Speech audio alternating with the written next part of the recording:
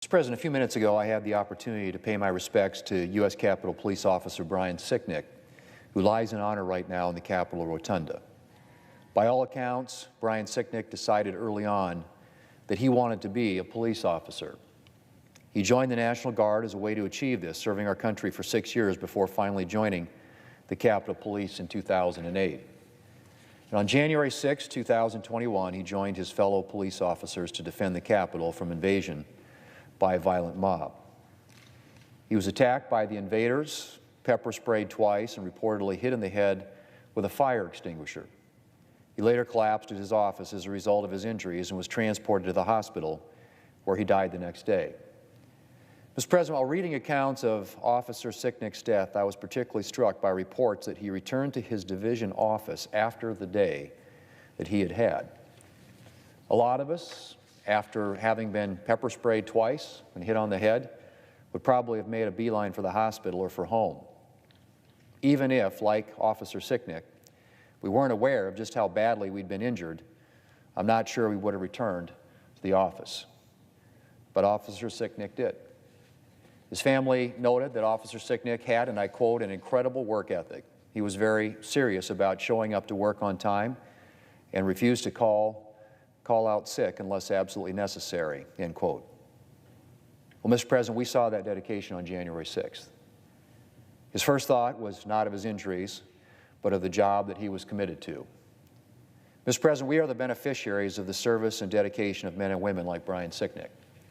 Men and women who get up every day not knowing what they will face, but willing to sacrifice up to and including their very lives to protect those that need protecting.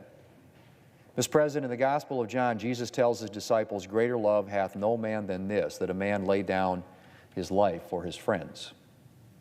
All of us marvel and are moved when we hear stories of those who have laid down their lives to protect others. The soldier who jumps on a grenade to save his buddies. The mother who leaps in front of her child to protect her. The firefighter who dies trying to rescue someone from a burning house. But Officer Sicknick's story hits particularly sharply because Officer Sicknick laid down his life for us.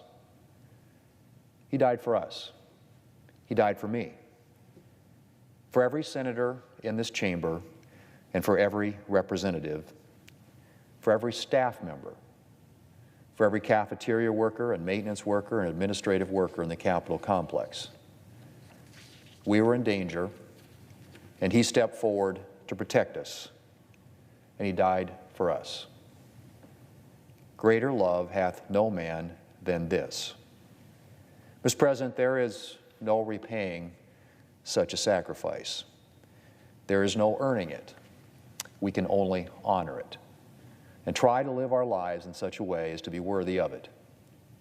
Mr. President, Officer Brian Sicknick died as he lived, defending the United States Capitol and all those within it.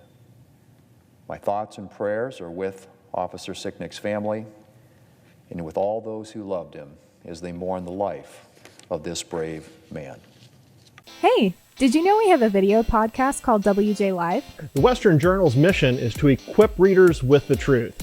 That's the exact same mission we have on WJ Live. You'll hear from writers, editors, and special guests on the most important topics of the day. You can watch it live every day at 5 p.m. Eastern, 2 p.m. Pacific at youtube.com/WJ Live. While you're there, help us out by subscribing and hitting the bell so you won't miss out on any future episodes.